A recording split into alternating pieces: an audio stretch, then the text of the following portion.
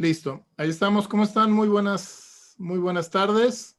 Bienvenidos a esta segunda sesión de la Escuela Parlamentaria.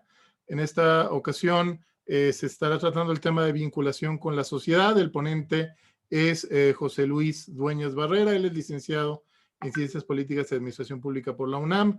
Cuenta con una maestría en Administración Pública por la Universidad Dr. Emilio Cárdenas, un diplomado en Bioética por el Centro de Investigación Social Avanzada CISAB.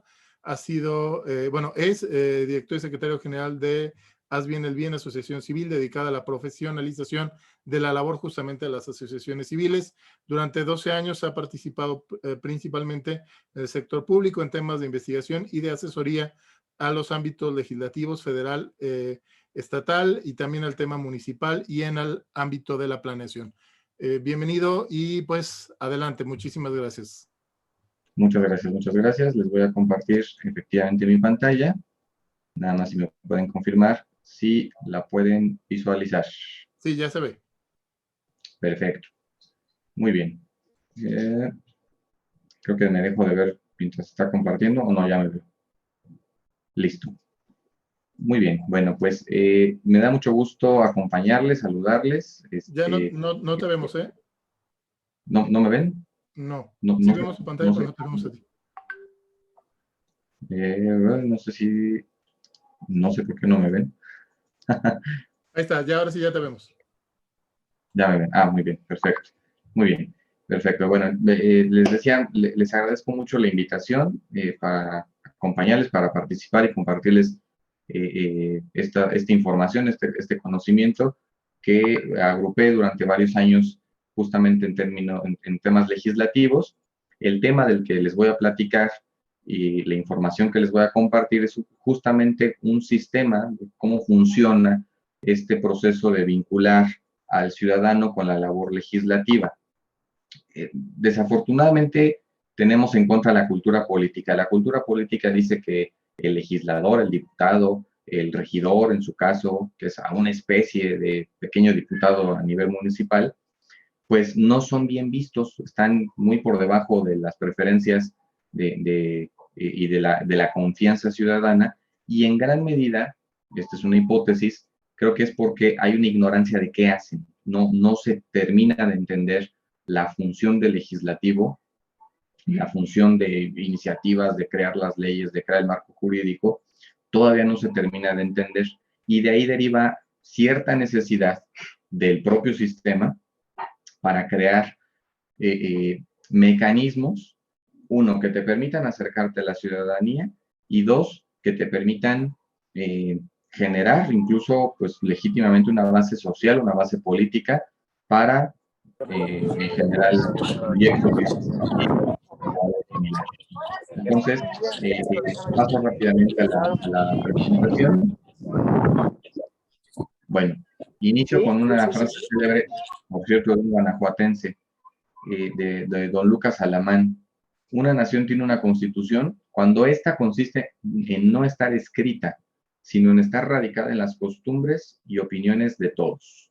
Entonces, por aquí viene una clave muy importante de lo que el legislativo, el legislador, el aspirante legislador, tiene que tener clarísimo. Por muchas leyes que haya, por un marco jurídico tan amplio que pueda haber, por todas las propuestas que se te puedan ocurrir durante la campaña y eventualmente, y espero en el caso de ustedes, efectivamente ya en funciones legislativas, lo que importa al final es que estas propuestas que tengan un arraigo, de alguna manera, en la cultura, en las costumbres de la gente. ¿Esto por qué? Porque tú puedes crear, no sé, por ejemplo, nos jactamos de tener un sistema legislativo, no, debieran ver el caso Ciudad de México, se jacta de tener un sistema legislativo europeo, cuasi europeo, pero la realidad de la Ciudad de México no tiene nada que ver con lo que estas leyes muy bonitas, muy progres, mencionan. Son leyes que no están arraigadas en la cultura política. Entonces, lo primero que tenemos que entender para vincularnos con el ciudadano es entender la cultura política. Y por ahí me voy a ir. Vamos a platicar les voy a presentar dos estudios de cultura política que se han hecho sobre el mexicano en general, no podemos irnos al detalle particular, pero creo que dan una muy buena base para comprender todo el contexto en el cual estamos jugando. Normalmente las personas que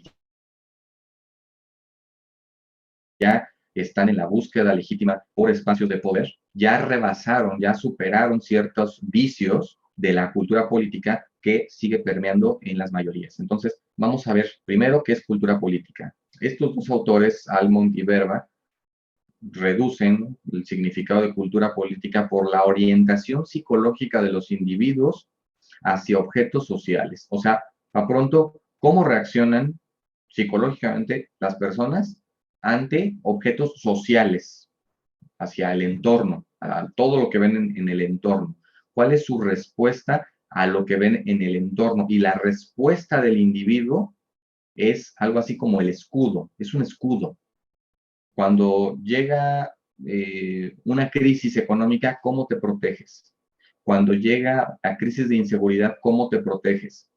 Cuando alguien te la miente en la calle, ¿cómo te proteges? Esa es tu respuesta y tu orientación psicológica, es tu defensa, es la defensa de tu individualidad. Y así como cuando te la mientan respondes de alguna manera, bueno, así respondes ante el sistema político.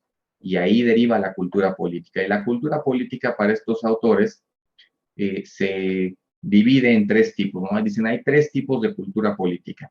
Hay una cultura política parroquial, una cultura política de súbdito y una cultura política del participativo, del ciudadano participativo. Les voy a platicar estas tres y vamos a ver qué resultado salió para México. Tres tipos de sistema de cultura política en relación al sistema, este objeto social que se llama sistema político. El parroquial ignora al sistema político, no sabe qué es el sistema político. Solo le interesa, y en el mejor de los casos, la política inmediata. Su barrio, su municipio, ya muy grande, la colonia, lo exactamente inmediato, lo que está fuera de la puerta de su casa. Este individuo no espera nada del sistema. Como no lo conoce, sus expectativas del sistema son prácticamente nulas. Por lo tanto, una sociedad que es muy parroquial, no se refiere a parroquias católicas ni nada por el estilo, solo es como muy localista. En estas sociedades tan localistas no hay roles políticos especializados, por lo tanto la participación ciudadana es muy baja. ¿Y qué decir que cuando les hablas del diputado, del regidor, del síndico, su respuesta es, no sé, no me preguntes de eso. Pregúntame de mi casa, pregúntame de mi familia, pero no me preguntes nada del sistema político, ni lo conozco ni me interesa. Luego viene el súbdito, suena medio gacho, pero bueno, así se le puso en su momento, es un estudio de los años 70. El súbdito, en general, en términos generales, conoce al sistema político, pero se asume distinto y distante. O sea, el sistema político son los de arriba, los que están lejos de mí, yo no sé quiénes son, hay una relación de amor y odio, porque aunque los considero distintos a mí, dependo de ellos. Tengo una especie de dependencia al sistema político, necesito el sistema político para resolver mis problemas privados o algún problema que coincida con un problema público. Por lo tanto, mi participación sí la hay, pero es muy poca. ¿Cuándo participo? Cuando ya tengo el problema en la puerta de la casa. Existe, ¿no?, una cierta conciencia del sistema político, tenemos una idea, el súbdito tiene alguna idea de la Cámara de Diputados, del ayuntamiento, del presidente, del gobernador, de los partidos políticos, de los procesos electorales. Tenemos una idea en general, así una embarradita del sistema político y de la autoridad, de la existencia de la autoridad, pero la clave es que la relación con este sistema político es de dependencia. Dependo de este lejano sistema político. Han de ser marcianos o qué sé yo, pero no son mis vecinos. No los siento como si fueran mis vecinos. Y por último está el participante. El participante es el que sí conoce el sistema político. Es donde está, por ejemplo, la mayoría de la militancia de los partidos políticos. Conocen a profundidad el sistema político, se asumen parte del sistema. ya no es distante, ya son parte del sistema político y procura participar de manera más recurrente y activa en las decisiones públicas. O sea, sí se interesa por lo que sucede en todo el sistema en distintos niveles, no solo en el nivel comunitario. Está al tanto de temas nacionales, está al tanto de temas estatales, está al tanto de temas regionales, municipales, ¿no? Entonces, este es casi el ciudadano ideal. Bueno, Almodiverba cruzan estos tres tipos de cultura política y les da esta matriz, ¿no? Cruzan los tres tipos y ahí tienes al parroquial, es así el que de plano casi vive en la cueva de Platón, encadenado para atrás y no ve nada. Luego tienes al súbdito parroquial, al participativo parroquial, participa mucho pero nada más en lo local. Tienes al parroquial súbdito, al súbdito súbdito, al participativo súbdito, tenemos al parroquial participativo, al súbdito participativo y al participativo participativo, ¿no? El ciudadano ideal. ¿Dónde creen que está México en este cruce? Bueno, para no hacerles el cuento largo, resulta ser que México es es el súbdito que participa, es el súbdito participativo. Nuevamente insisto que este es un análisis general, no nos vamos a los detalles particulares. ¿Esto qué se traduce? Se traduce que el ciudadano mexicano, por lo general, conoce más o menos al sistema político, entiende algunas cosas, visualiza, le es evidente la existencia de un sistema político porque sabe que existen los diputados, sabe que existe su ayuntamiento, sabe que existe el presidente, opina, se mete a Twitter, se mete a Facebook, comenta, comparte estas cosas, tiene algún grado de criterio y de opinión personal construida a partir de este conocimiento de todo el sistema político, pero casi no participa. ¿Cuándo va a participar? ¿Cuándo sale su vena participativa? Cuando ya se inundó tu colonia, cuando tembló en tu ciudad, cuando hubo un homicidio en la colonia, cuando hay muchos robos, cuando te asaltaron en el transporte público, ahí sí, ya el problema público ya te afectó. Ya no es un problema que tú veías un poquito distante. El problema ya lo viviste, ya lo experimentaste directamente en tu persona o en algún miembro particularmente de tu familia. Entonces, en ese momento, ahora sí, protestas, participas, te quejas. Y esto es muy importante que lo tengamos claro. Cuando estemos tanto en campaña como ya en funciones, las ideas, las propuestas, lo que sea que tengamos en mente, tienen que conectar con esa realidad, con la realidad que sí el ciudadano siente que le afecta. Si nos ponemos a pensar en voluntad anticipada, híjole, ¿y eso cómo se come, no? ¿Por qué no mejor me resuelves el alumbrado? ¿Por qué no mejor me resuelves la calidad del agua que nos tomamos? ¿Por qué no mejor me resuelves pues, que ya no haya robos en la calle? Hay que conectarlo con la realidad, porque así es la cultura política. ¿Es mala? No. ¿Tiene vicios? Sí, tiene vicios nuestra cultura política. ¿Tiene virtudes? También. Este es un análisis de cultura política que hay que tener muy claro para relacionarnos con el ciudadano. El otro, este es de Gerd Hofstede. Este señor es un sociólogo, trabajó en IBM. IBM hace algunas décadas, hace 20 años aproximadamente, saca un decálogo de políticas de la empresa, lo distribuye a todas sus plantas y oficinas en el mundo y resulta ser que nadie le pelaba, ¿no? Esto quién sabe qué es. Solo en Estados Unidos se cumplían su decálogo de políticas. Entonces contratan a un sociólogo, a este señor, Hofstede, él es holandés, y le dicen, mira, nos es obvio que las diferencias culturales es la razón por la cual no se están cumpliendo las políticas, pero queremos entender las razones detrás de esa desobediencia, omisión, no pelan las políticas. ¿Por qué? No solo, no quedarnos en lo evidente, es que es una cultura distinta, no, queremos saber por qué es distinta y qué la hace distinta una de la otra. Entonces este señor lo mandan a todo el mundo y, entre otros, visitó México y tiene el estudio de México. ¿Cuál es el resultado del análisis de Hofstede? Él dice, En su teoría, al principio él encontró 5, ahora ya son 6 dimensiones culturales. Dice, estas cosas, estas 6 gráficas que ven, cada una son dimensiones culturales. Y él dice, de acuerdo a tu calificación de las dimensiones culturales, será tu actitud ante el entorno, ante la política, ante tu empresa, ante tu partido, ante tu familia, etcétera. O sea, cómo te vas a comportar culturalmente hablando.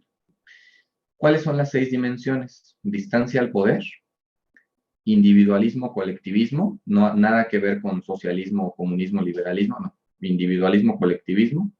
Masculinidad, feminidad, tampoco nada que ver con machismo, feminismo. Es un tema más de emociones, no de estas corrientes políticas. Evitación de la incertidumbre. Orientación de largo plazo, corto o largo plazo. E indulgencia o restricción. Estas son las dimensiones. Como se pudieron dar cuenta, más bien habla como de extremos. Cada uno es un extremo y se califican de 0 a 100. Cuando él hizo el estudio para México, estos son los valores, de 0 a 100 de cada uno. ¿Qué significan? El primero, que se me hace muy importante, distancia al poder. Tiene una calificación de 81, calificación alta. ¿Esto en qué se traduce socialmente hablando? Que se acepta la jerarquía, que la ciudadanía, la gente, aceptamos que existe una jerarquía en la sociedad, aceptamos que existe la autoridad, que la autoridad de alguna manera la tenemos como por encima de la sociedad, aceptamos que el poder se centralice, le damos mucho poder al que ya tiene poder, le centralizamos el poder. Esas frasecillas de usted que está arriba, usted que puede, usted que está cerca del gobernador, del partido, ahí está la distancia al poder. Nos alejamos, estamos muy distantes del poder, así nos asumimos. Los subordinados, la gente en general, los empleados, los militantes del partido, esperan que se les diga qué hacer. No, difícilmente hay una iniciativa propia de, yo voy a hacer mi campaña y yo no voy a esperar a que me traigan mi lonita y la cuelguen en la ventana. ¿Qué hago? ¿A dónde voy? Deme material. ¿Cómo participo? Dígame qué hacer. Y aquí hay un detallito, ahí hay un tema de vicio. El jefe ideal es un autócrata benevolente. O sea, un López Obrador. Por eso es tan popular. Es un autócrata benevolente, magnánimo, buena onda. O sea, desgraciado, pero magnánimo. De repente escurre migajas, ¿no? Entonces, aguas con estos detallitos. Esto fíjate nada más lo que nos da a entender la cultura. Y solo te he dado la primera dimensión cultural, distancia al poder. La segunda, individualismo. El individualismo se contrapone al colectivismo. Esto se refiere a temas de relaciones sociales, no a temas de comunismo, liberalismo o algo por el estilo. Tenemos una calificación baja en individualismo. Esto significa somos más bien colectivistas. Traducción, familia ampliada, el compadre, el amigo. Las relaciones laborales son casi equiparadas a las relaciones familiares. La pertenencia al grupo nos es muy importante, pertenecer a algo, a un grupo social. Este grupo te va a cuidar a cambio de tu lealtad. Yo que he militado tantos años en el partido, ¿qué recibiré a cambio? Yo que he estado tantos años en el gobierno, no me abandonen. La pertenencia al grupo se espera que te dé protección, que te dé trabajo, que te dé carrera, que te dé algo, que te proteja por tu lealtad a ese grupo. Y la contratación, en muchos aspectos, tiene en cuenta esta pertenencia al grupo. La contratación a una empresa, por ejemplo, esta es la razón por la cual probablemente los negocios familiares tienen mucho peso en la economía mexicana, justamente porque hay una relación familiar, porque perteneces al grupo. Las pymes, por eso son pymes, por eso son pequeñas. Es un tema, más adelante lo veremos, es un tema quizás de miedo al riesgo hacia el futuro y prefiero mantenerme pequeño, pero esto explica por qué hay tantas pymes y por qué son tan poderosas en la economía. Luego tenemos la tercera, masculinidad, calificación de 69 sobre 100. ¿Esto qué significa? La dimensión de masculinidad, feminidad, se traduce en los aspectos emocionales. O sea, literalmente si estamos más en contacto con el lado emocional femenino, que se refiere a priorizar la calidad de vida, el cuidado, las emociones, a darle más importancia a la emoción, de este lado como la parte de cuidado materno, o bien si estamos más en contacto socialmente con los aspectos emocionales inherentes a lo masculino, la competitividad, el conflicto, la pelea, el resultado. ¿Esto en qué se traduce concretamente para la cultura política? Bueno, pues que se vive para trabajar. En otras frases, el chambeador. El chambeador, ese es una persona que consideramos exitosa, vive para trabajar. Se espera que el gerente sea asertivo, o sea, el punto medio ahí entre la pasividad y el exceso de respuesta, un punto medio, que seas asertivo. Nos gusta estar con el ganador, no con el perdedor. Valoro al ganador. Como al mismo tiempo somos muy colectivistas, valoramos mucho a los grupos ganadores, al partido ganador. Seguramente lo han escuchado muchas veces. El carro completo, el carro ganador, la aplanadora. Esto le gusta políticamente al ciudadano. Se siente identificado con estos aspectos de competitividad política y electoral. ¿Por qué? Porque consideran que es bueno. Porque es una colectividad que gana, que compite. Sí, sí nos gusta ese tema de la aplanadora, sí nos gusta que haya un grupo fuerte, poderoso, que gane, al que todo mundo pues tenga que o negociar o doblegarse en el peor de los casos. Esto es lo que implica el aspecto masculino, emocional, cultural, el logro al éxito, a la competencia, nos gusta la competencia. Luego viene evitación de la incertidumbre, calificación de 82, la segunda más alta de las calificaciones de las 6 dimensiones culturales. ¿Esto en qué se traduce? Evitar la incertidumbre. Evitar la incertidumbre implica, le tengo miedo al futuro. La palabra futuro nos genera ansiedad, nos genera miedo. Híjole, ¿qué va a pasar en el futuro? Una campaña que dice futuro, híjole, no, pues, quién sabe, no me gusta. Si las leyes que yo te ofrezco dicen futuro, no me gustan del todo. Hay una resistencia a la innovación justamente por eso.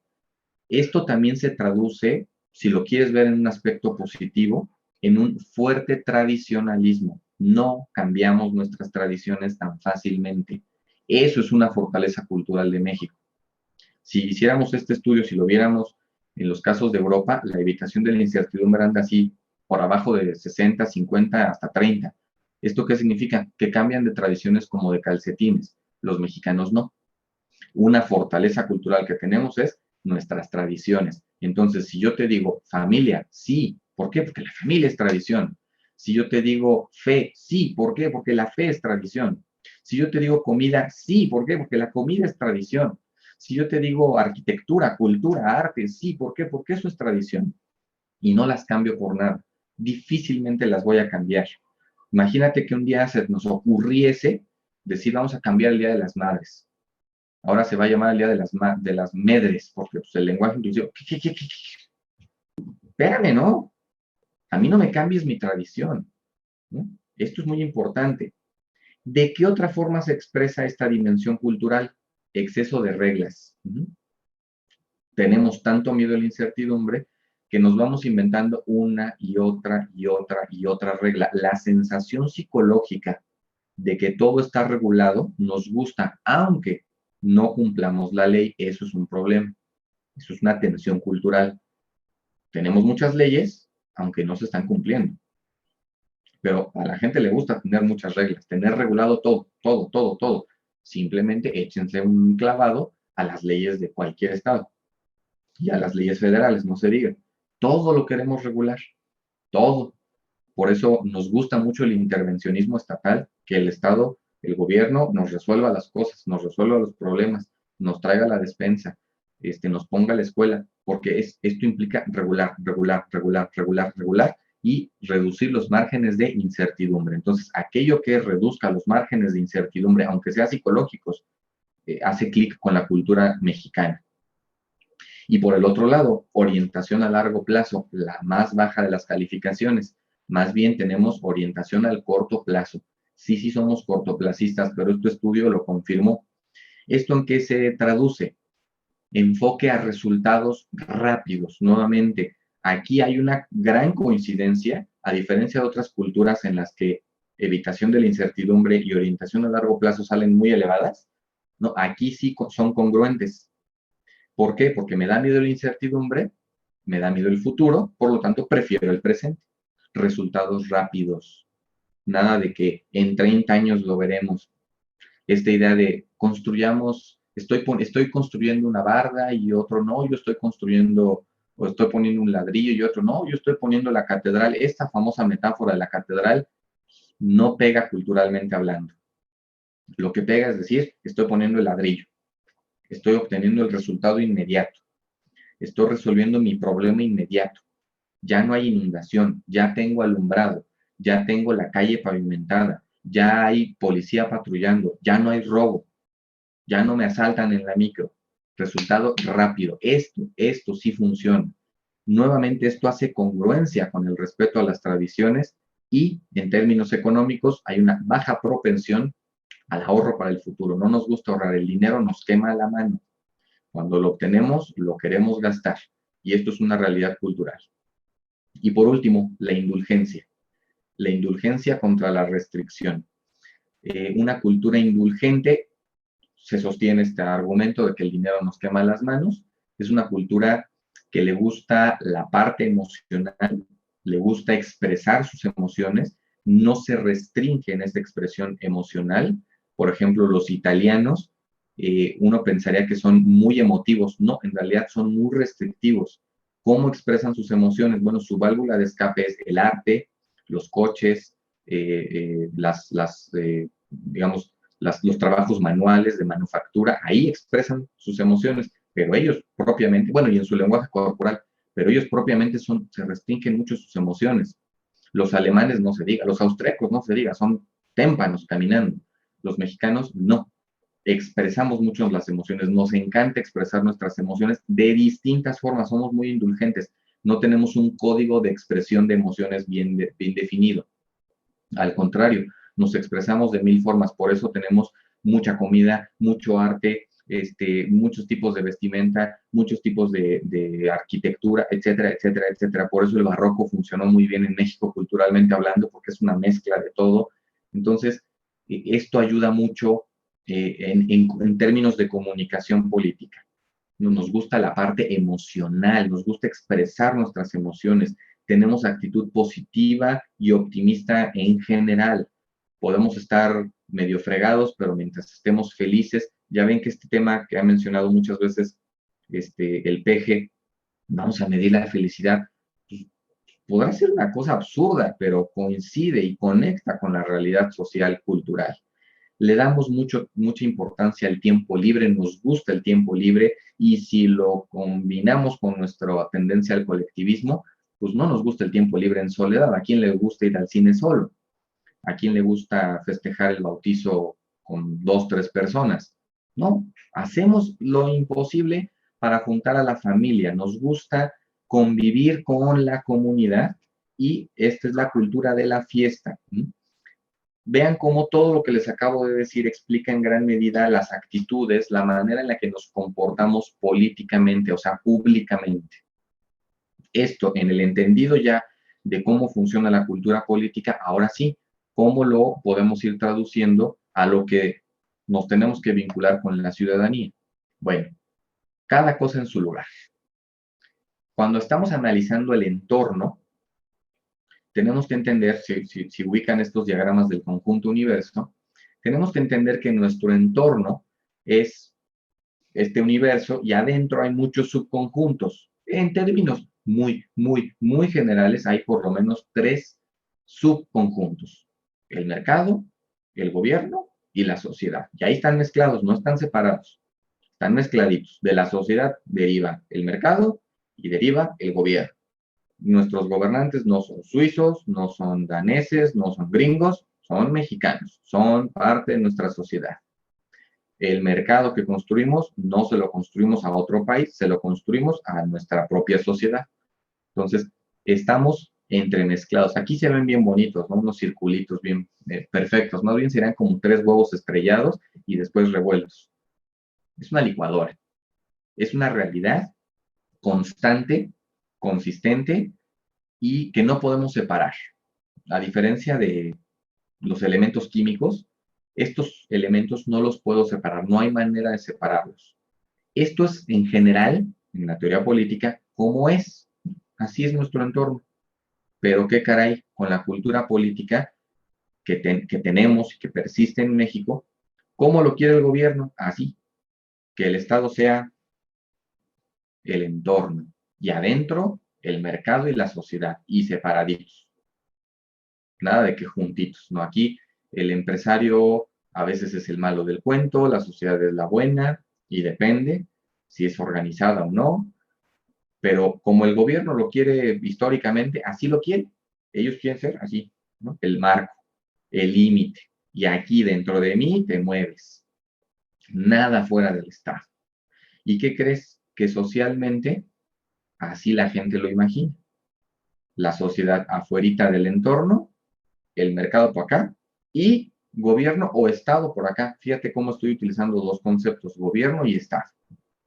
El Estado es todo esto, mercado, gobierno y sociedad. Aquí, este es el Estado, es el estatus, es el todo. ¿Cómo lo quiere el gobierno? El gobierno dice que es lo mismo que el Estado y todo dentro del Estado. Pero la sociedad, la gente realmente, ¿cómo lo imagina? La gente imagina que gobierno y Estado es lo mismo y que está separado de su realidad, que mercado es otra cosa y que está separada de su realidad y la sociedad estamos afuera. Así lo imaginamos. En esto se traduce el entendimiento de la cultura política para el ciudadano mexicano. Ojo, el Estado no es lo mismo que el gobierno, son cosas distintas. El gobierno no actúa solito. Eso es lo que quisiera a veces, ¿no? Pensemos en un gobierno muy autoritario, pues sí, claro, le encantaría actuar en soledad.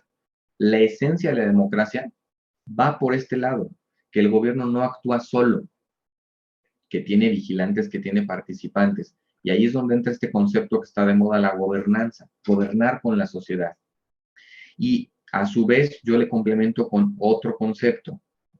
¿De dónde viene la palabra gobierno? Ojo, legisladores son parte del gobierno. No nada más es el presidente, no nada más es el gobernador. El legislador también es parte del gobierno. Y la palabra gobierno viene del griego kibernetes. De ahí también deriva cibernética, por ejemplo. Kibernetes significa timonel. Timonel, no capitán. No otra cosa. Timonel. Es el que lleva el volante del barco. Alguien le da orden. Alguien le dice para dónde. ¿Quién es el capitán? Bueno, en términos generales, es el ciudadano. Al momento que expresa su voto, te está diciendo para dónde jalar. Usted se va a la izquierda, usted se va a la derecha, usted se va al centro y usted se dirige hacia ese punto. Eso es al menos en la teoría. El problema es de que justamente la sociedad entiende que el gobierno es el capitán, el timonel, el cuarto de máquinas, el motor, todo es el gobierno. Vean lo que dice el presidente.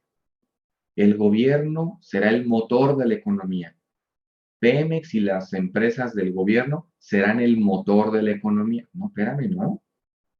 Son parte, sí, pero de eso a que sean el todo, el barco completo, no, perdóname. El barco tiene muchos elementos, tiene muchas personas. Y el barco ahorita México, quién sabe para dónde va. Entonces, el propósito y una de las cosas que tenemos que empezar a hacer desde la labor legislativa es regresar a la sociedad hacia adentro, que se asuma parte del sistema, aprovechando las virtudes de la cultura política, lo que sí tenemos como virtudes de la cultura política, y llevarlo hacia un terreno de participación que se va a traducir en corresponsabilidad, en repartirnos la carga. ¿Qué es lo que de dónde deriva esto y qué es lo que les propongo? Bueno, Aristóteles Seguramente alguna vez lo habían oído en cursos del PAN, esto de la escuela ciudadana, que mencionaba constantemente Gómez Morín, de hacer escuela ciudadana. Bueno, esta idea viene de Aristóteles. Él decía en su libro La Política, todo aquel que quiera ser mejores a sus semejantes por la educación, ya se trate de muchos o de pocos, debe esforzarse con ustedes por hacerse legislador, si en verdad es por las leyes como podemos hacernos hombres de bien. Lo que está diciendo Aristóteles es que el legislador hace las veces de escuela ciudadana. Y esto enlaza muy bien con la cultura política mexicana. El legislador, vinculado al ciudadano, hace escuela ciudadana. ¿Cómo? Aquí es donde viene la propuesta concreta. ¿Qué le puedo ofrecer a los ciudadanos? ¿Qué hago para ofrecerles en general en la campaña y eventualmente en funciones? Hagan de cuenta que esta es la sociedad. Y la sociedad está dividida en muchos segmentos de población. Ahí están los segmentos de población. ¿Qué le tengo que ofrecer a la ciudadanía? Conociendo ya la cultura política, conociendo ya cómo responden a la cultura política, primero tengo que ofrecerles lo que construye bien común. Las condiciones sociales, políticas, culturales y económicas para que cumplan sus deberes y ejerzan sus derechos. Tengo que ofrecerles algo que conecte con su realidad, pero que construya bien común. ¿Qué condiciones hacen falta para que tú cumplas tus derechos y tus obligaciones? No, ejerzas tus derechos y cumplas tus obligaciones. ¿Qué condiciones hacen falta? Hace falta seguridad, hace falta oportunidades de empleo, hace falta condiciones para inversiones, hacen falta, ¿qué? Cosas que construyan bien común. Luego, algo que alivie frustraciones. Tengo que ofrecerles algo que les alivie frustraciones. Me acuerdo mucho en un municipio, no les voy a decir ni de qué partido ni de qué gobierno, en un municipio detectaron una frustración que había en las escuelas públicas. Las escuelas públicas parecían cárceles. Y el municipio, el gobierno municipal, cuando entendió esto, dijo, es que sí es cierto. O sea, imagínate que tú vas a la secundaria y llegas a la secundaria federal 27, Capitán Felipe Ángeles. ¿Y qué es? Pues es una barda gris, llena de rejas por todos lados. Es una escuela que parece cárcel. Qué frustración. Yo como gobierno municipal, ¿qué le puedo ofrecer al ciudadano para aliviarle una frustración? Este gobierno se le ocurrió que la entrada de las escuelas tenía que ser una entrada limpia, digna y que diera orgullo. Se pusieron como objetivo que el estudiante de esas escuelas, cuando viera la fachada de su escuela, no le diera vergüenza decir, aquí voy, aquí estudié, aquí estudio la secundaria o la prepa. Entonces se dedicaron a través, o sea, construyen bien común, porque son condiciones, la parte educativa, la infraestructura social y educativa, pero al mismo tiempo aliviaron una frustración. Ya no te da vergüenza decir que vas en esta escuela. ¿Por qué? Porque esta escuela físicamente luce muy bien. Es una escuela que me gusta ir, me encantan las instalaciones y es pública. Pública no tiene que ser fea.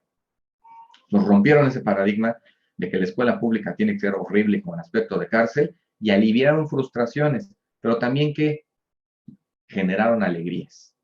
Entonces, tu propuesta como legislador y como candidato de una vez tiene que combinar lo que construye bien común, las condiciones que resuelven estos problemas sociales, pero al mismo tiempo lo que alivia frustraciones y lo que les genera alegrías a las personas. Conéctate con las tradiciones, conéctate con la necesidad inmediata, con la urgencia. Entre la importancia y la urgencia, preferimos más la urgencia.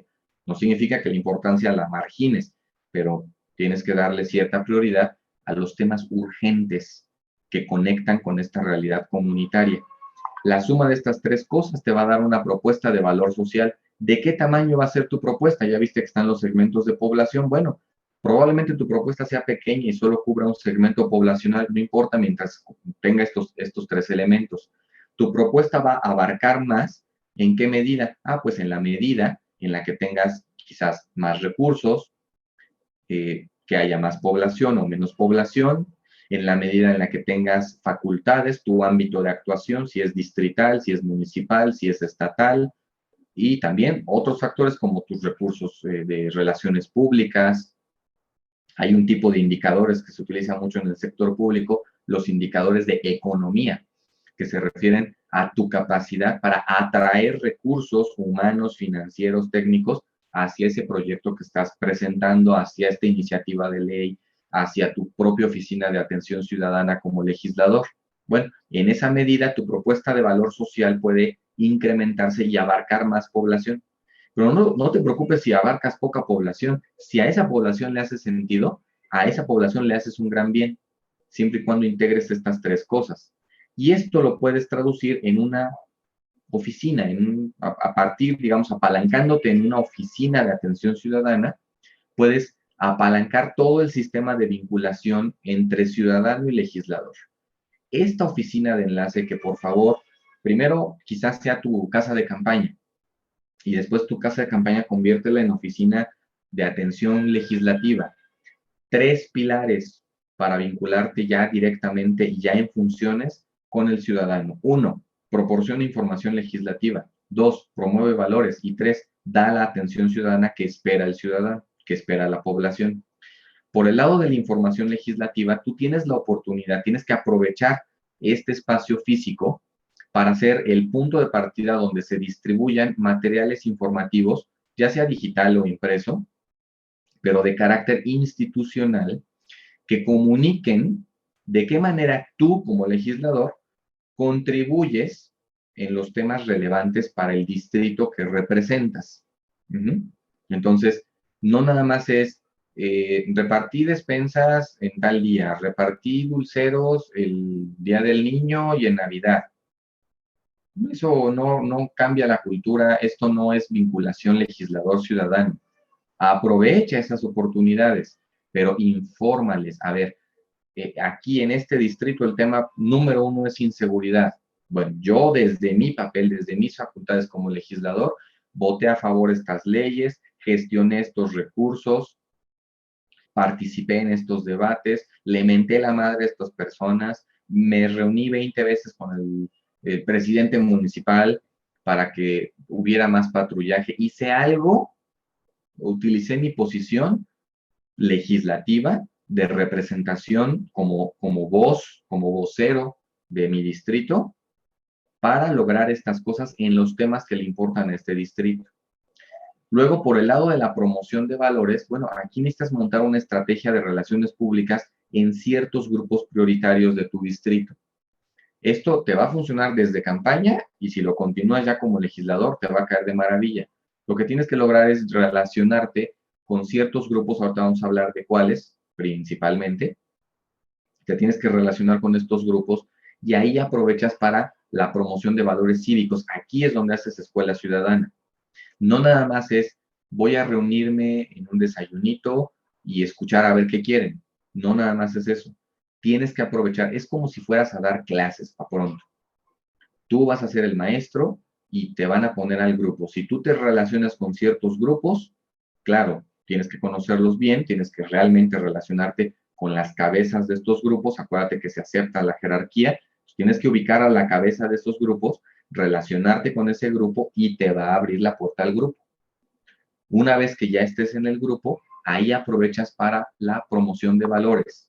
Esto necesita 2 cosas. Si necesitas diseñar un curso, una capacitación, algo que les enseñe, que difunda los valores. ¿Cuáles valores? Ahora damos algunos ejemplos. Pero también necesitas un ejemplo de vida. Si yo les voy a hablar de familia, pues, mi familia tiene que estar lo mejor posible. ¿Perfecta? No, no hay perfecta. Lo mejor posible. Tengo que dar el ejemplo. Si yo les voy a hablar de seguridad, pues no tengo que estar vinculado con el crimen, desde luego. Así, con lógica. El ejemplo arrastra.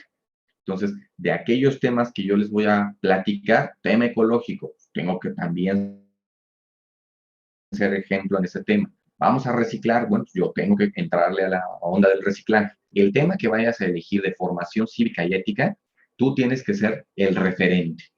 Tienes que aspirar a convertirte en un referente. ¿Por qué? Porque la ciudadanía, cuando acepta la jerarquía, que esto es lo que nos dice la cultura política, está buscando referentes, está buscando ejemplos. ¿A quién sigo? ¿A quién le imito el comportamiento, la actitud? Estoy buscando esos ejemplos. Si en este legislador, en este regidor, en este presidente municipal que dice que la familia chido, pero no tiene familia, pero tiene un desastre en su familia, la desatiende, ¿cómo va a promover políticas pro familia si en la propia no tiene algo de orden o no se esfuerza? Insisto, no que sea perfecta, pero que se note que hay un esfuerzo, que sea un ejemplo. Y por último, el otro pilar, la atención ciudadana. Sí, tienes que montar una oficina. Tienes que montar una oficina de enlace, colocar personal adecuado, paciente, personal muy paciente, que atienda a la gente, que entienda, que conecte muy bien con la realidad de la comunidad. No vayas a traerte a alguien de otro distrito, de otro municipio, a alguien de ahí que entienda muy bien la realidad. Y sí, esto sí es una expectativa ciudadana, no es el terreno ideal, no es lo que la ley nos exige, pero sí es una expectativa social y que sí puedes aprovechar en tu posición de legislador, hacer gestión social, ayudar a resolver pequeños problemas comunitarios. Oye, pues a ver, te gestiono que haya alumbrado, te gestiono la patrulla fuera de la escuela, te gestiono que pavimenten la calle. Sí, sí hay que hacerlo. No es que sea un tema desafortunado, insisto, solo no es el terreno de lo ideal, pero aquí sí tienes la oportunidad de resolver necesidades más inmediatas. ¿A dónde con quién me contacto y de qué manera me puedo contactar con estas personas? Bueno, 4 grupos prioritarios, los únicos no, pero sí de los principales. Escuelas o las mesas directivas de padres de familia, grupo número 1. Consejos vecinales, asociaciones de colonos o parroquias, como un segundo grupo prioritario. Asambleas ejidales o grupos de campesinos ya organizados, asociaciones ejidales y de campesinos, y militantes de partido. Estos 4 grupos son prioritarios. ¿Para qué? Para relacionarte, para tocarle puertas, para que te escuchen. Acuérdate, aprovecha un poquito la aceptación de la jerarquía y la distancia al poder. Una vez como candidatos, una vez como legisladores, la sociedad de alguna manera te pone, por así decirlo, te sube a un pedestal, ya te pone por encima de la sociedad. No, insisto, tampoco es lo ideal, pero es la realidad. Te van a subir a un pedestal, pero esperan algo a cambio.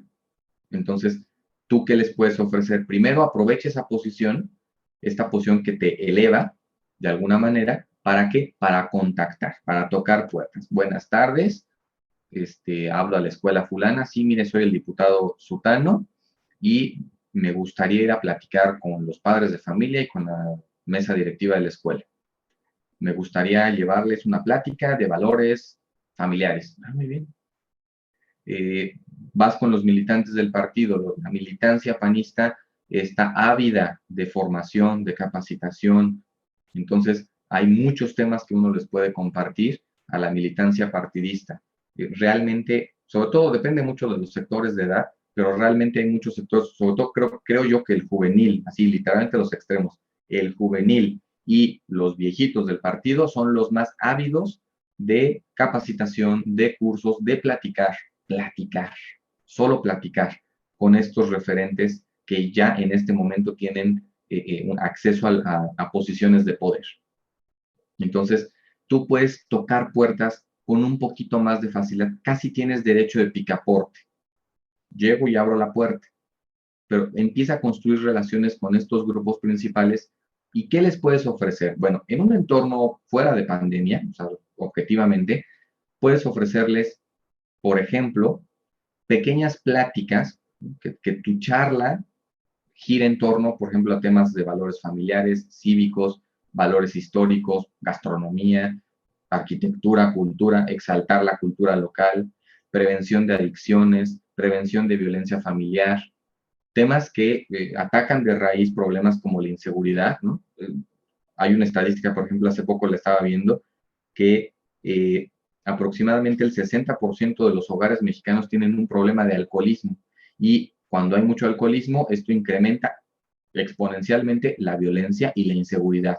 Entonces, el problema, bro, vamos a atacar las adicciones.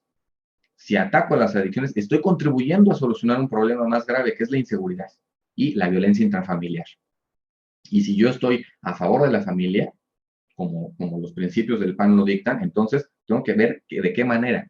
Ok, oiga, es que usted es legislador, usted no es un capacitador en temas de adicciones. ¿Qué se va a andar metiendo en el tema? Bueno, por un lado, usted legisle en tema de adicciones, vea la manera de fortalecer a las instituciones públicas que hoy se dedican a la prevención de adicciones, o bien a fortalecer desde la ley, aparte que todo es ley, todo es ley, todo es ley, todo hay que regularlo. Bueno, entonces vamos a ver la manera de regular o de alentar o de facilitar que la sociedad civil se organice. En lugar de ponerle trabas, vamos a ver la manera de que la sociedad civil se organice para la prevención de adicciones. Y conectas al final con que el diputado, la diputada, el regidor te va a llevar a tu escuela, a tu asociación de colonos, te va a llevar una plática del tema. Vamos a ver prevención de adicciones.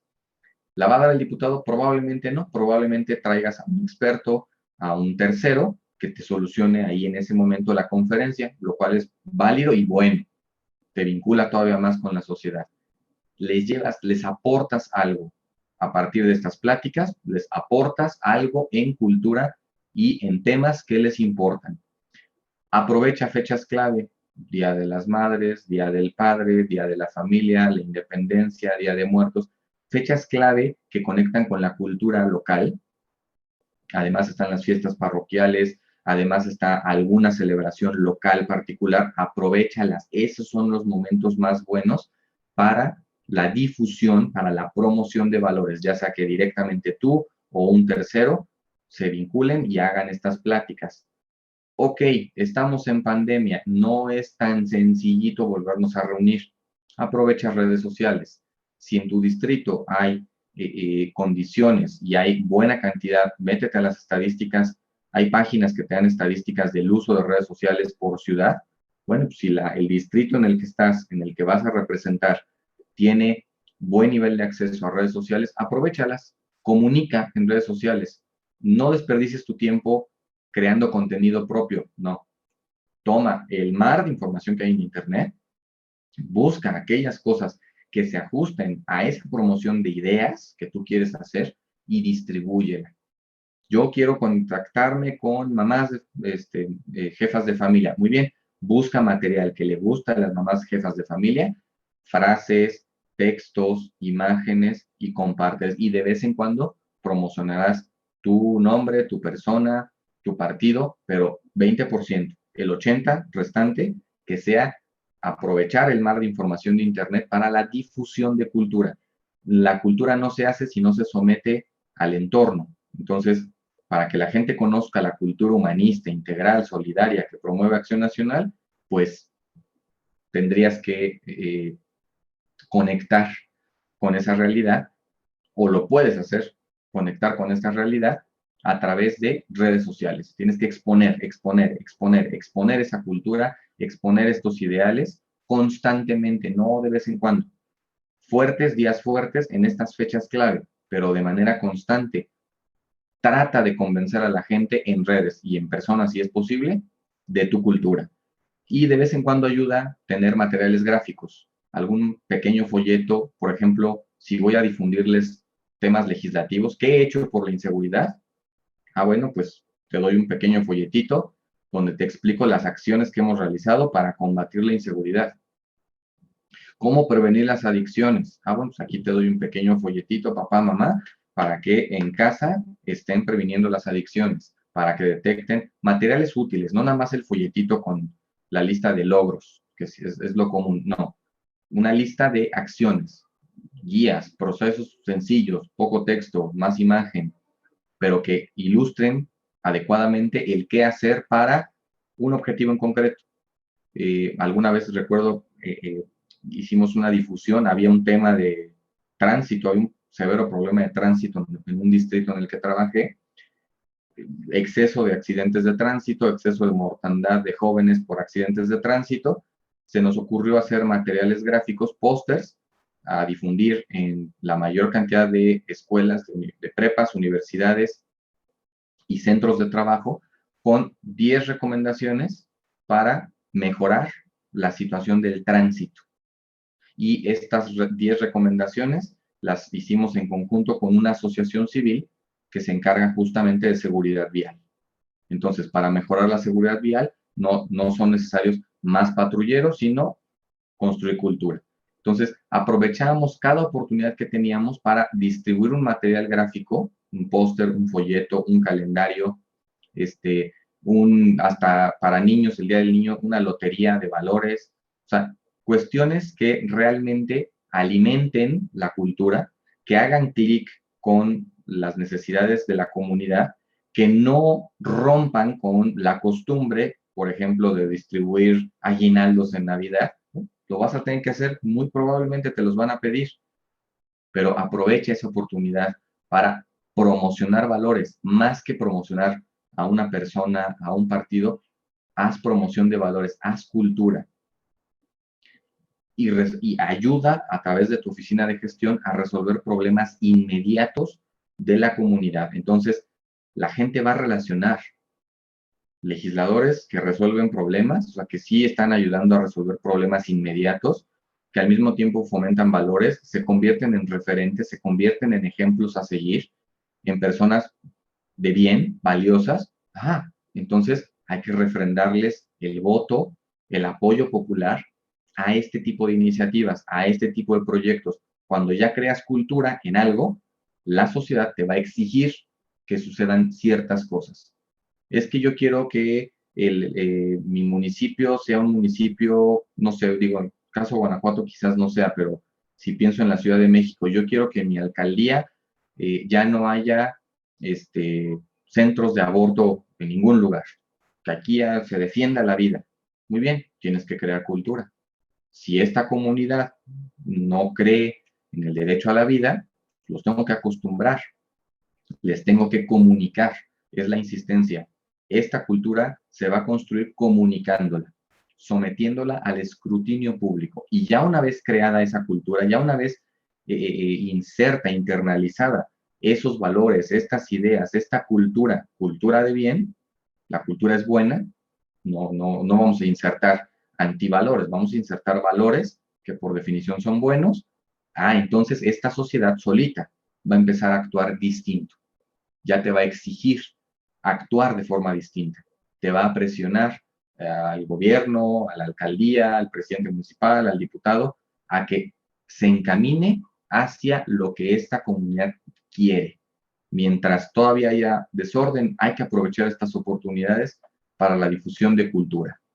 Finalmente, recomendaciones rápidas para una oficina de atención ciudadana. Registra todo, todas las solicitudes que te hagan, regístralas. Utiliza tecnología básica, utiliza una computadora, utiliza un formato en papel para estar en calle. Registra todo lo que te piden. Ponle orden a lo que la gente te pide. Te van a dar información valiosa de qué prioridades atender. Dale seguimiento puntual a todas las peticiones que te hace la ciudadanía. Si no dependen de ti, canalízalas. Aprovecha tu posición de legislador, canalízalas, telefonea al encargado, no lo dejes de molestar hasta que no te den una respuesta. Y crea relaciones con autoridades que te ayuden a resolver estos problemas. A veces nos cuesta trabajo que si el alcalde es de un partido y el diputado de otro, no nos vamos a llevar tan bien. Bueno, no te preocupes por la relación con el alcalde. Para que te abran las puertas, hazte amigo del portero. Entonces, hazte amigo del que te va a resolver el problema. Si hay una situación así de distancia partidista. Prioriza las solicitudes que la ciudadanía te hace por quien las realiza. O sea, si la solicitud viene de una asociación civil, priorízala, es un grupo organizado. Si la solicitud viene de una parroquia, priorízala, es un grupo organizado. Si viene de una escuela o de mesa directiva de padres de familia, priorízala, es un grupo organizado. Aprovecha esas oportunidades para construir relaciones. Ojo, siempre los recursos de las oficinas para legisladores son limitadas, escasos o de plano nulos, ¿no? A veces ni recursos hay. ¿Qué recurso te queda? El recurso humano. Tu equipo de trabajo, aprovéchalo para hacer eco de las exigencias ciudadanas. Capacítalo, fórmalo. también, ellos también tienen que ser referente. Ellos también pueden ayudar a construir relaciones y si son de la comunidad, te van a fortalecer todavía más el enlace con la ciudadanía. Y yo te aconsejaría, combina una estrategia de relaciones, estas relaciones con grupos ya organizados, también con cobertura territorial. Mira, sácate un mapa de tu distrito y ubica dónde están todas las escuelas y dónde están las oficinas de todas las asociaciones de colonos donde las haya y dónde están las parroquias y dónde están las sedes de los ejidos. Vale, ubícalos con un colorcito en cada uno y empieza a cubrir. A ver, vámonos a la parte norte. Muy bien, a ver, tenemos aquí 10 escuelas, 3 parroquias, hay un ejido, muy bien. Vámonos a visitar a cada uno. Combina tu estrategia de relaciones con cobertura territorial. Si tienes bien estructuradas tus relaciones para resolver gestión social, gestoría social con el gobierno municipal o con el gobierno estatal, entonces vas conectando esas relaciones que solucionan problemas inmediatos, las vas conectando con la realidad de cada escuela, de cada parroquia, de cada asociación con la que te vayas contactando, hasta que al final de tu legislatura tengas cubierto todo el territorio, tengas cubiertas la mayoría de las relaciones organizadas, sociales, que son de gran valor y que realmente te ayudan a la difusión de cultura y a la promoción cívica y ética. Ese es el verdadero y al final el gran papel del legislador. Las leyes tienen un efecto pedagógico importante, pero tienen que ir acompañadas de este enlace con la realidad social. Entonces, si tú aprovechas oficina, poder político que puedes tener en la legislatura y el constructo de valores cívicos que ya traes, combínalos y estas 3 patas te van a ayudar a que tengas una mesa fuerte para vinculación con la ciudadanía, que es lo que más les importa. Y además, dicho sea de paso, puedes mejorar muchísimo este concepto que tiene una comunidad por lo menos de el papel del legislador. Bueno, pues por mi parte es todo. Les agradezco mucho la atención. Disculpen los problemas técnicos que tuvimos al principio, pero bueno, ya se resolvieron. Si les gusta saber un poco más de opinión en temas políticos, les invito a ver este programa todos los martes a las 9 de la noche. ¿Y qué hacemos en Facebook? ¿Y qué hacemos MX? Ahí pueden seguir, es más grilla, pero no le digan a nadie. Ahí podemos seguir platicando con mucho gusto. Les agradezco su atención. Gerardo, Rubén, les cedo la palabra. Muchas gracias.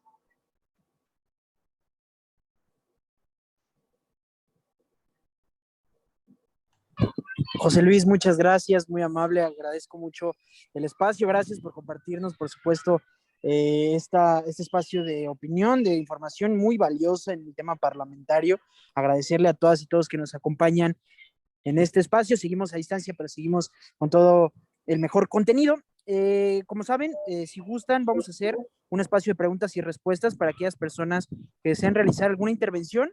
Con todo gusto pueden anotar su nombre aquí mismo en el chat o también lo pueden realizar levantando la mano en la aplicación y con todo gusto tomaremos la palabra para hacer una intervención y por supuesto también tener a José Luis que nos pueda dar su opinión o su respuesta en torno al tema. ¿Alguien tiene alguna duda, algún comentario? Con todo gusto. Vamos a empezar con la intervención de José Manuel. Adelante, José Manuel, te escuchamos. Muy buenas noches.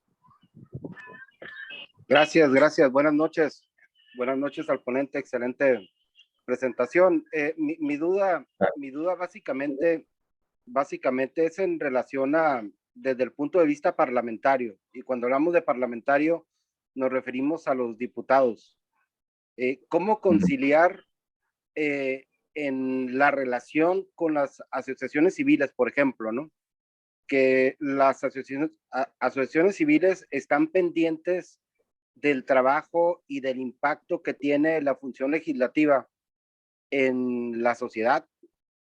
Entonces, bajo esta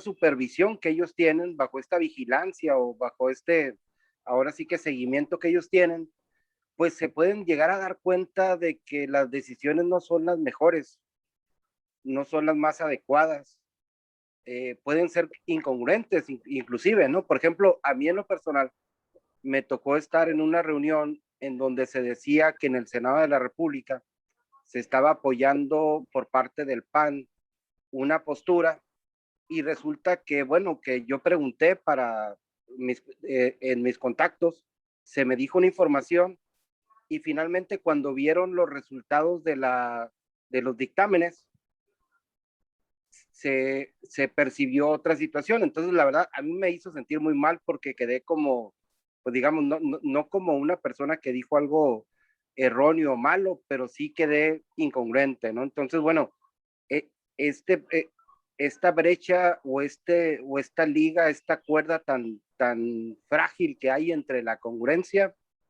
y lo que es la realidad en relación a las decisiones que normalmente se pueden llegar a tomar. Y bueno, con esto me refiero a temas sensibles, ¿no? Temas que tienen que ver con la doctrina del PAN, ¿no? La doctrina del PAN es una, pero en un momento dado la realidad de las decisiones puede ser otra. Y puede ser otra por desinformación, por falta de información, o ahora sí pues que por negligencia, ¿no? No sé si me expliqué, Sí, José mira, Luis. sí. Mira, en mi experiencia, cuando se dan muy seguido estas situaciones, no, digamos, no es tan nuevo. La clave en muchos de estos casos, sobre todo como mencionas, con asociaciones que seguidamente están ejerciendo labor de observación, lo cual es muy valioso en términos de democracia, que haya esta vigilancia constante. La clave está en compartirles de alguna manera la carga de la decisión. Esto es involucrarlos de la mejor forma posible, involucrarlos en la toma de decisiones. Cuando la sociedad está ya involucrada a este nivel, la carga de la responsabilidad se reduce mucho. Finalmente es hacer política. A veces hay que ceder en temas de agenda. No digo que sea lo ideal en cuanto a ciertos temas. Hay que entender que la agenda son como círculos concéntricos. Hay un corazón de la agenda, hay ciertos temas que no deberían ni siquiera negociarse, que es lo mínimo de agenda, en este caso del PAN, que debe mantener firme. Hay alianzas, no hay alianzas, XY circunstancias, pero hay un siguiente círculo y otro todavía que tienen margen de maniobra. Entonces, a las asociaciones que de alguna manera les preocupa estos temas de agenda, que puede haber afinidad de agendas, ¿no? Donde se van a cruzar estas agendas, hay que explicarles, hay que involucrarles en el entendimiento y en su caso, de ser posible, en la toma de la decisión, como parlamentos abiertos que participan en las convocatorias del propio Poder Legislativo, o bien lo que todos tenemos, redes sociales, pues a presionar a los diputados, a la representación. Voy a lograr convencer en la asociación civil que tengo aquí en San Miguel, voy a lograr convencer a todos los legisladores. No, probablemente no, pero sí voy a hacerle ver su suerte al legislador que representa este distrito. Entonces, a través de redes sociales, que es un poder que sí tenemos todos, y ahí sí podemos influir en la decisión, ya sea desde mandar correos, ya sea desde presionarlos en Facebook, en Twitter, escribirles por derecho de petición. El único artículo de la Constitución, si la memoria no me falla, que no se ha cambiado, es el 8, el derecho de petición. Si tú le escribes, tienes que recibir una respuesta. Tiene que haber una respuesta. Entonces, tenemos que presionar constantemente a través de este poder que sí tenemos, que son las redes, que te van a incrementar el poder de vigilar al legislador. Esto por un lado. Dos, en la medida de lo posible, a esas asociaciones con afinidad de agenda, involúcralas en el tema de las decisiones, en la discusión que pueda haber en temas de parlamento abierto. ¿Para qué? Uno, para que su voz no se quede ahí guardadita en Facebook, sino que salte, que brinque a la agenda pública, que brinque a los tomadores de decisión. Y tres, un tercer consejo, les decía el tema de la orientación psicológica. Los diputados, los legisladores son seres humanos, igual que nosotros. Punto. Entonces, tienen una cosa que se llama actitud. Todos tenemos una cosa que se llama actitud. Y la actitud es precisamente nuestra defensa ante el entorno. La manera en la que respondemos al entorno se llama actitud. Lo que les decía de las defensas se llama actitud. Hay unas cosas que llaman las disonancias cognitivas, que es que yo pienso una cosa y digo y hago la otra. Entonces, ay, sí, yo muy humanista y la fregada y apoyo el aborto. Ay, sí, la dignidad de la persona humana y la familia, pero ando apoyando iniciativas, no sé, de divorcio expreso o equiparar ciertas relaciones con el matrimonio. A ver, entonces entiendo que puede haber política y que tienes que negociar agenda. Eso es un hecho ineludible y esto lo tienen que entender estas asociaciones. Tienen que entender que se hace política. Por otro lado, una manera que creo que funciona muy bien es apelar en el nivel parlamentario al individuo. Al individuo, háblale al individuo, conoce su pensamiento, su actitud, trata de entender su actitud y por el lado de la actitud lo convences, lo conectas con la asociación de manera que lo orilles a cambiar el sentido de su voto si es un tema grave en el que no debería ceder agenda, o bien lo convences a que presente una iniciativa o lo convences de que apoye la iniciativa de otro partido porque va en congruencia con tu agenda. Entonces, ahí hay un tema, quizás un poquito de psicología, pero funciona muy bien donde lo han puesto en práctica. En Nayarit hubo un caso de un diputado del PRD, que en aquel momento, legislatura perredista en su mayoría, fue el PRD quien presenta la iniciativa para defender la vida desde la concepción hasta la muerte natural. El PRD, no el PAN. El PAN estaba así hechos tripas de envidia, pero se les explicó de la misma manera que tú con las asociaciones civiles les puedes explicar el proceso de decisión e involucrarlos, se le explicó al PAN, a ver, este sujeto que es el jefe de la banca del PRD, ¿sabías que es neonatólogo? No sabía. Hay que entender a la persona, hay que conectar con la persona. Este sujeto es neonatólogo, es pro vida de closet, por así decir.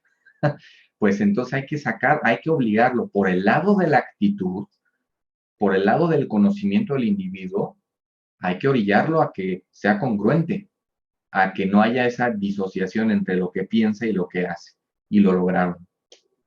Le hablaron, le dieron por el lado científico neonatólogo, por el lado psicológico, y él presenta la iniciativa y logra que el PRD la vote a favor. Casos similares en Chiapas, no recuerdo en qué otro estado, pero así ha sucedido.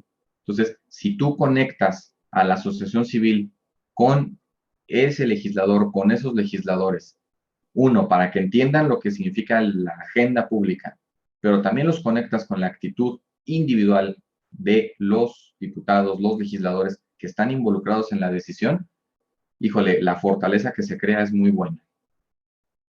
Espero haber respondido a la pregunta.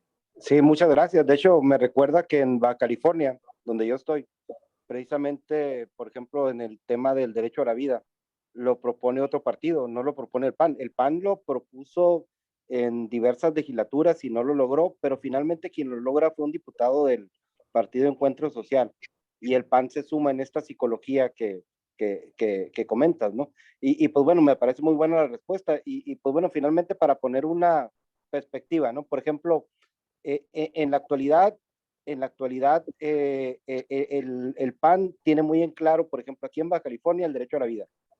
Está en la Constitución, está en nuestra plataforma, pero también tiene la igualdad sustantiva, que no solamente es darle a cada quien lo suyo, como el término de justicia, sino es darle también a quien piensa que algo es suyo lo que le corresponde, que sería, por ejemplo, la identidad, el cómo se siente, el cómo se expresa, ¿no? En este punto estaría hablando de preferencias sexuales, ¿no?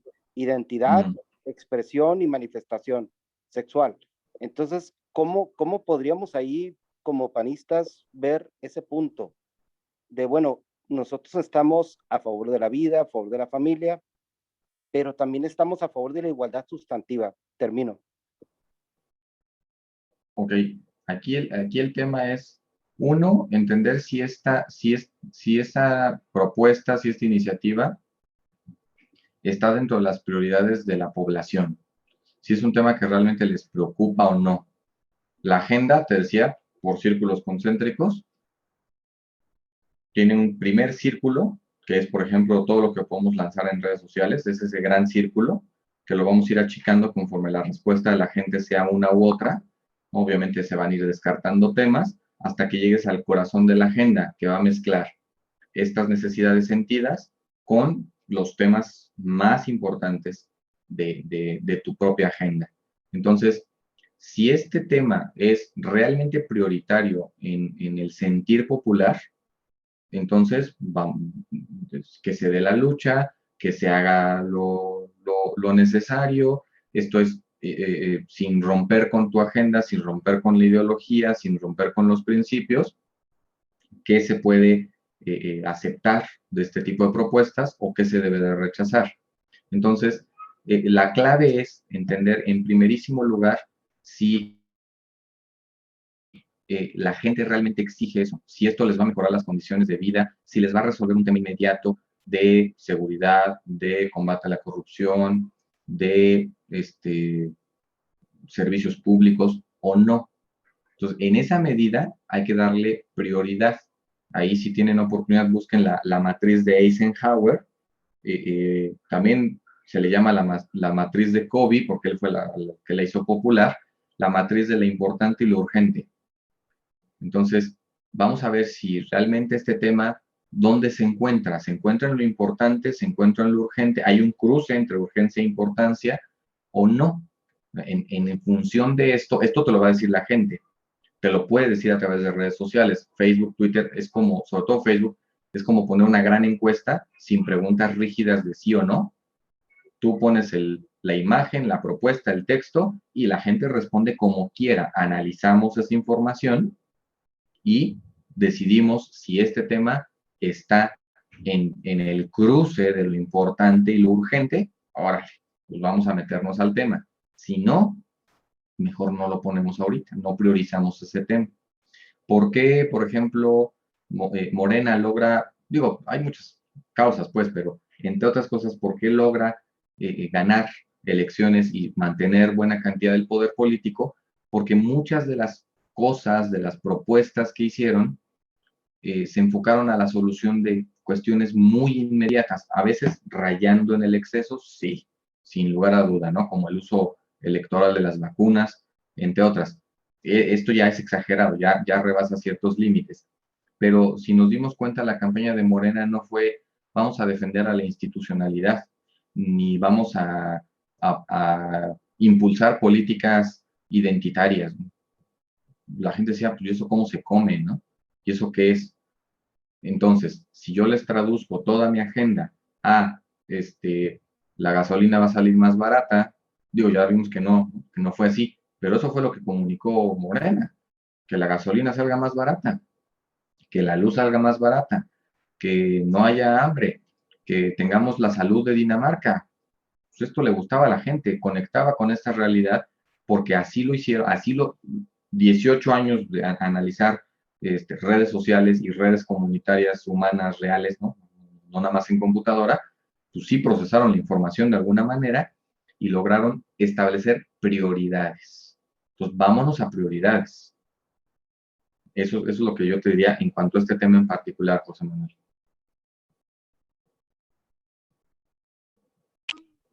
Muchas gracias, José Luis, muchas gracias, José Manuel, por la intervención. Agradecerle mucho a todas y todos por este espacio. Serían todas las preguntas en este espacio de preguntas y respuestas. Recuerden hacernos llegar sus comentarios en el apartado de la evaluación. Ahí también pueden hacernos llegar todos los comentarios, dudas que surjan. Seguimos haciendo retroalimentación. Y para el cierre, también antes de hacer la toma de fotografía, vayan encendiendo su cámara para hacer una toma de fotografía por aquí en el espacio. Me gustaría que, Gerardo, nos dieron un mensaje antes del cierre. Gerardo, si pudieras darnos un mensaje para la siguiente sesión. También agradeciendo mucho nuevamente a José Luis. Esperemos que sea también en otra oportunidad, José Luis, poder coincidir dentro de la agenda de formación y capacitación. Aquí desde Formación PAN Guanajuato. Tienes las puertas abiertas, por supuesto, agradecerte mucho. Te escuchamos, Gerardo. Buenas noches. Funciona. Ahí está. Hola, muy buenas noches a todos. Antes que nada, un enorme saludo. Muchísimas gracias a Luis por la presentación. Creo que nos llevamos cosas muy valiosas. Yo particularmente creo que además que bueno que se queda grabada para que le echen ojo con calma a las dimensiones de la cultura, digamos, la cultura política que nos compartió. Creo que de ahí podemos sacar muchísimos insights muy importantes, tanto para las campañas como para la relación con pues con la sociedad una vez ya electos. Y bueno, comentarles respecto a la próxima sesión, la próxima semana, el próximo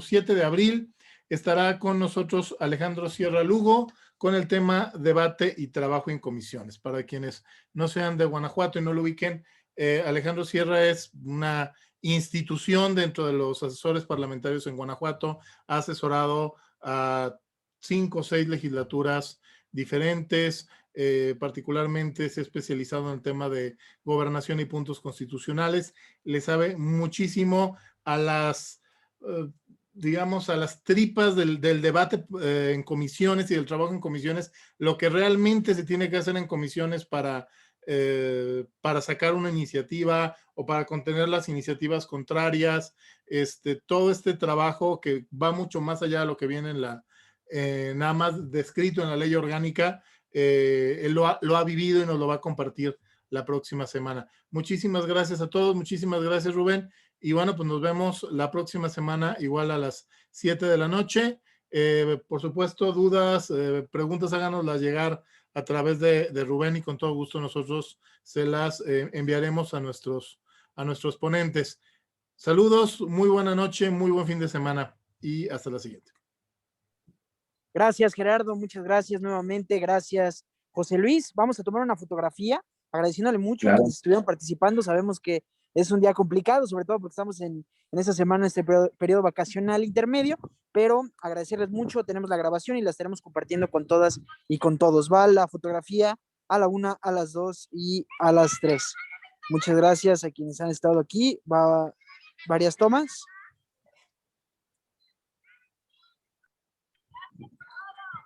Excelente. Muchísimas gracias a todas y todos. Les agradecemos mucho su atención y nos vemos el próximo miércoles en la siguiente sesión de la Escuela Parlamentaria. Que pasen muy buenas noches. Hasta luego. Gracias a todas y todos. Muchas gracias. Buenas noches. Buenas noches.